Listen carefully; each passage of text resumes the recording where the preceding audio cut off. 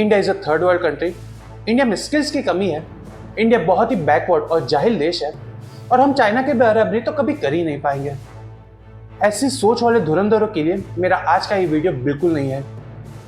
ऐसी सोच वाले अभी ये वीडियो बंद कर दें क्योंकि हम going to prove you wrong. पिछले कुछ ही हफ्तों में भारत ने कुछ ऐसा अनबिलीवेबल अचीव किया है जो दुनिया के बड़े बड़े पावर्स भी नहीं कर पाए। पहला है हमारा बनाया हुआ फास्ट ब्रीडर रिएक्टर और दूसरा है हमारा क्वांटम कम्युनिकेशन नेटवर्क। और ये दोनों ही ब्रेक थ्रूज ऐसे हैं जिससे मेजर सुपर पावर्स भी ना भारत के सामने छोटे लगने लगे हैं।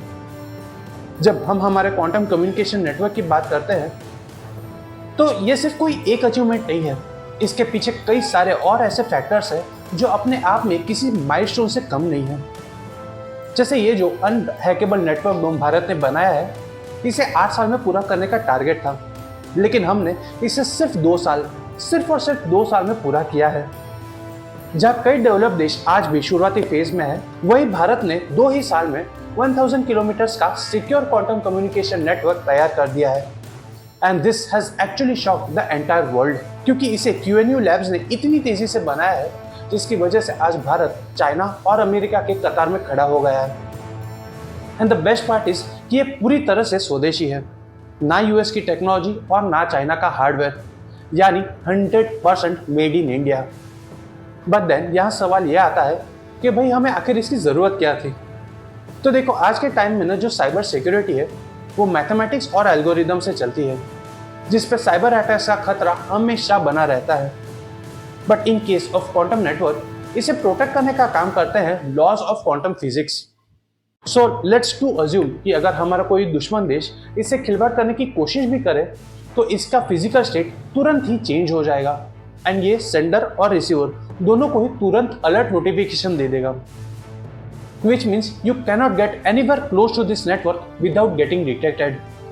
और इसीलिए इंडिया इसे इतना एग्रेसिवली सपोर्ट या पुश कर रहा है, क्योंकि ये बहुत ही इंपॉर्टेंट हो जाता है, स्पेशली हमारे मिलिट्री, फाइनेंशियल और नेशनल सिक्योरिटी को ध्यान में रखते हुए। And this actually changes the whole national security game for us. And it's not just कि इसका यूज मिलिट्री पर्पस के लिए होगा, इसका सिविलियन पर्पस आपके और मेरे जैसे कॉमन लोगों के लिए भी होगा।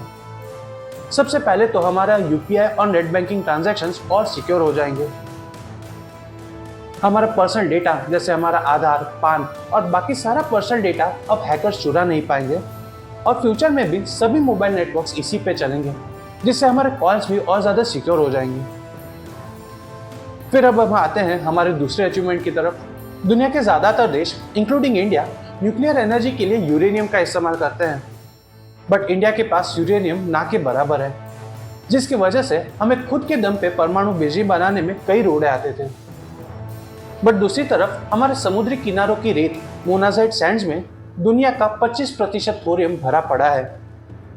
India's nuclear man doctor Homi Jahangir Bhabha जानते थे कि अगर हमें एनर्जी इंडिपेंडेंट बनना है तो हमें थोरियम का ही रास्ता चुनना होगा।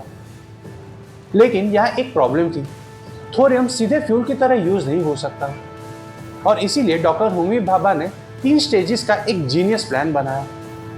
स्टेज 1 में यूरेनियम को रिएक्टर के अंदर जलाया जाता है और इससे 2 काम होते हैं। इससे पैदा होने वाली हीट से, गर्मी से बिजली बनती है और दूसरा, यूरेनियम के जलने के बाद राख के रूप में जो बाय प्रोडक्ट बचता है वो होता है प्लूटोनियम। फिर स्टेज 2 में रिएक्टर के बीचों बीच जहाँ ये रिएक्शन होते हैं उसके चारों तरफ थोरियम की एक लेयर बिछी होती है। जब रिएक्टर के अंदर प्लूटोनियम जलता है तो बहुत ही तेज और पावरफुल न्यूट्रॉन्स निकलते हैं और बाहर की लगी थोरियम की लेयर से वो टकराते हैं और धीरे धीरे ये थोरियम यूरेनियम 233 में बदलने लगता है। इसी प्रोसेस को ब्रीडिंग कहते हैं। यही यूरेनियम 233 असल में वो ईंधन है जिससे 3rd स्टेज में न्यूक्लियर एनर्जी बनती है और इसी को क्रिटिकलिटी हासिल करना कहते हैं। 6 अप्रैल 2026 को कल्पाकम में हमारे अपने डिजाइन किए हुए प्रोटोटाइप फास्ट ब्रीडर रिएक्टर ने यही क्रिटिकलिटी हासिल कर ली।